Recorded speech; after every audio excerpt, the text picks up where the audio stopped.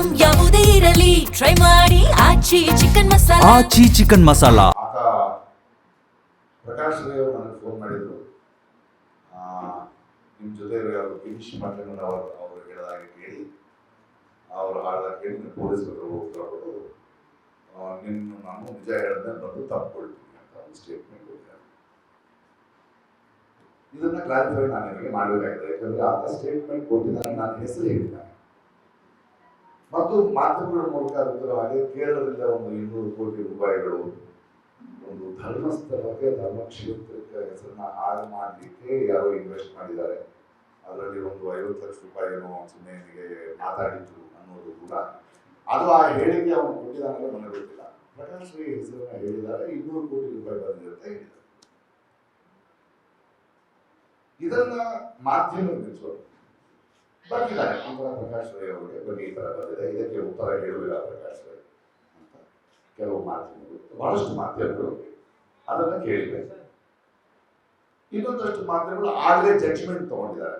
ಈ ಬುರ್ಡೆ ಗ್ಯಾಂಗಿನಲ್ಲಿ 200 ಕೋಟಿಯಲ್ಲಿ ಎಷ್ಟು ಬಂತು, ಇವನು ಈ ಹಿಂದೂ ವಿರೋಧಿ, ಒಂದು ಜಡ್ಜ್ಮೆಂಟ್ ಆಗಿ ಬರ್ತಿದ್ದಾರೆ. ಓಕೆ, ನಾನು ಇಮಿಡಿಯೇಟ್ ಆಗಿ ನಾನು ಬೇರೆ ದೂರದಲ್ಲಿದ್ದೆ, ಇಮಿಡಿಯೇಟ್ ಆಗಿ ಬಂದು ಹೇಳಬೇಕಾಗಿತ್ತು. ಬಟ್ ಮೊನ್ನೆ ಇಡಬೇಕಾಗಿತ್ತು, ನಾನು ಇಂದಿರಾ ಲಂಕೇಶ್ವರ ಕೂತ್ಕೊಂಡಿದ್ದೆ, ನಾನು ಬರೋಕ್ಕಾಗಲ್ಲ, ಇವತ್ತು ಬರುತ್ತೆ. ಧರ್ಮಸ್ಥಳ ಪ್ರಕರಣದ ಹಿನ್ನೆಲೆಯನ್ನು ನಾವು ನೋಡುವಾಗ ಅದು ನಡೀತಿತ್ತು. ನೀವು ಪ್ರಕಾಶ್ ರೈ ಸೋಷಿಯಲ್ ಮೀಡಿಯಾದಲ್ಲಿ ಧರ್ಮಸ್ಥಳದ ಬಗ್ಗೆ ಯಾವಾಗ ಮಾತಾಡಿದ್ದಾರೆ? ಯಾವತ್ತೂ ನಾನು ಧರ್ಮಸ್ಥಳಕ್ಕೆ ಹೋಗೋನಲ್ಲ. ಗಣೇಶ್ ಮಠ ಇವರ ಮಠಣ್ಣನವರು ಇವ್ರನ್ನ ಯಾರನ್ನೂ ಭೇಟಿ ಮಾಡೋನು ಅಲ್ಲ. ಆದರೆ ಅಲ್ಲಿ ಒಂದು ವೈದ್ಯಕೀಯ ಸಾವಾಗಿದೆ, ಒಂದಷ್ಟು ಸರಣಿ ಸಾವುಗಳಾಗ್ತಿದೆ, ನ್ಯೂಸ್ ಆಗ್ತಿದೆ, ಅದರ ಬಗ್ಗೆ ಆತಂಕ ಪಟ್ಟವರು ನಿಜ. ದಿಢೀರಂತ ನಮಗೆಲ್ಲ ಗೊತ್ತಿಲ್ಲ, ಒಬ್ಬರು ಬಂದು ಮಂಡ್ಯದಿಂದ ಒಬ್ಬರು ಬಂದಿದ್ದಾನಂತೆ, ಅವನು ಅಲ್ಲಿ ಕೆಲಸ ಮಾಡ್ತಾನಂತೆ, ಅವನು ಹೆಣೆಗಳನ್ನು ಹೂತು ಹಾಕಿದ್ದಾನೆ ಅಂದ ತಕ್ಷಣ ಎಲ್ಲ ಭಕ್ತರು ಎಲ್ರಿಗೂ ಡಿಸ್ಟರ್ಬ್ ಆಗಿದ್ದಾರೆ. ಮತ್ತೊಬ್ಬರು ಡಿಸ್ಟರ್ಬ್, ನಾನು ತುಂಬ ಸೋಷಿಯಲ್ ಆಕ್ಟಿವಿಸ್ಟ್, ಏನಿದು ಹೀಗಾಗ್ತದೆ ಅಂದಾಗ ನಾನು ನನಗೆ ನೆನಪಿರುವ ಹಾಗೆ ಮತ್ತು ನಿಮ್ಮ ದಾಖಲೆ ಇರುವಾಗ ಇಮಿಡಿಯೇಟ್ ಆಗಿ ಸರ್ಕಾರಕ್ಕೆ ಒತ್ತಾಯ ಮಾಡ್ತೀವಿ. ನೋಡಿ, ಅನವಸರವಾಗಿ ಯಾರೋ ಮಾಡಿದ್ದಾರೆ ಅಂತ ಕೆಲವರು ಶುರು ಮಾಡ್ಕೊಂಡಿದ್ದಾರೆ, ಅಲ್ಲ ಇಂಪಾರ್ಟೆಂಟ್, ಇದು ನಡೆದಿರೋದು ನಿಜ. ಇದರ ಬಗ್ಗೆ ಒಂದು SIT ತಂಡ ಮಾಡಿ ಅಂತ ಸಿದ್ದರಾಮಯ್ಯನವರು ಮಿಕ್ಕವರಿಗೆ ನಾವು ಒತ್ತಡ ಹಾಕ್ತೀವಿ. ಬಿಕಾಸ್ ನಾವು ಆಮೇಲೆ ಹಾಕಿದ್ಮೇಲೆ ಸರಿಯಾದವ್ರನ್ನ ಆಯ್ಕೆ ಮಾಡಿ ಅಂತೀವಿ. ಒಳಗೆ ಮೊಹಾಂತಿ ಅಂತ ಬಹಳ ತಕ್ಷ ಅಧಿಕಾರಿ ಮಾಡಿದಾಗ ನಾನೇ ಟ್ವೀಟ್ ಮಾಡ್ತೀನಿ, ಒಳ್ಳೆ ವಿಷಯ, ಒಳ್ಳೆ ಆಫೀಸರ್ ಹಾಕಿದ್ದಾರೆ. ಹೀಗಿರ್ಬೇಕಾದ್ರೆ ನನಗೆ ಒಂದು ಫೋನ್ ಬರುತ್ತೆ. ಮೊಹಂತಿ ಅವರು ಇನ್ನೂ ಈ ಚಿಹ್ನೆಯನ್ನು ಭೇಟಿ ಮಾಡಿಲ್ಲ, ಅವರು ಚಾರ್ಜ್ ತಗೊಂಡಿದ್ದಾರೆ.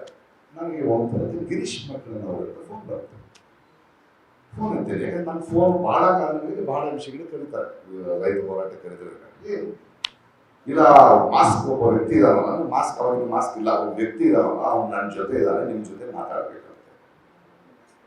ಹೇಗಿರ್ಬೋದು? ನನಗೆ ನಡೀತಾ ಇದೆ, ನೇರವಾಗಿ ನನಗೆ ಒಂದು ಎವಿಡೆನ್ಸ್ ಬರ್ತಾ ಇದೆ, ಕೊಡಿ ಫೋನ್.